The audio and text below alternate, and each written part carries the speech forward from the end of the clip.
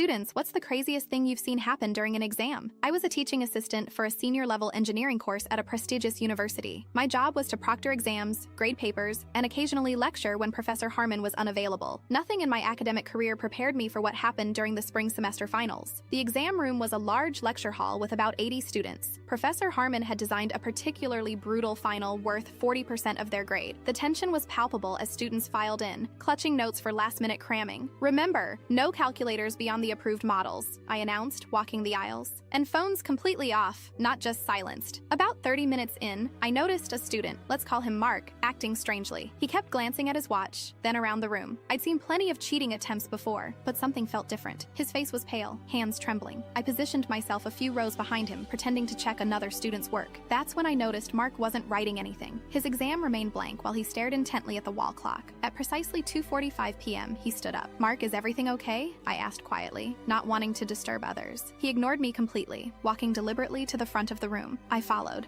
thinking he might be ill and needing to leave. "I have something important to say," he announced loudly. The scratching of pencils ceased immediately. Professor Harmon looked up from his desk. "Young man, sit down or leave. You're disrupting—" "You don't understand," Mark interrupted. "None of this matters. The exam, the grades, all of it. It's meaningless." I reached for my phone, ready to call campus security. That's when Mark pulled an envelope from his pocket. "I received this yesterday." His voice cracked. "Stage 4. Terminal. 6 months at best." The silence in that room became something physical, heavy, oppressive. "I've spent 4 years killing myself for a future I'll never have," he continued, "studying instead of living. And for what?" Professor Harmon stood slowly. "Mark, I'm so sorry. Let's talk outside." "No!" Mark shouted, tears streaming now. "I need everyone to hear this. Look around you. Is this how you want to spend your precious time? Stressing over differential equations and thermodynamic principles that most of you will never use again?" A girl in the front row began crying softly. Others stared in shock or looked down at their papers, suddenly insignificant. "I'm not asking for pity," Mark continued, voice steadier now. "I'm asking you all to wake up. I would trade every A I've ever earned for one more year of life." I stood frozen, completely unprepared. This wasn't covered in TA training. Then something remarkable happened. A student stood up, walked to the front, and handed in his incomplete exam. Then another, and another. Professor Harmon made no move to stop them. He simply nodded, tears in his eyes. Mark looked surprised, as though he hadn't expected any impact. "I didn't mean to ruin the exam," he said quietly. "You didn't ruin anything," Professor Harmon replied. "You just put it in perspective." That day changed everything. The department allowed students to complete the exam later, or accept their current course grade. Professor Harmon completely restructured his teaching approach the following semester. As for Mark, he dropped out to travel. The university awarded him an honorary degree.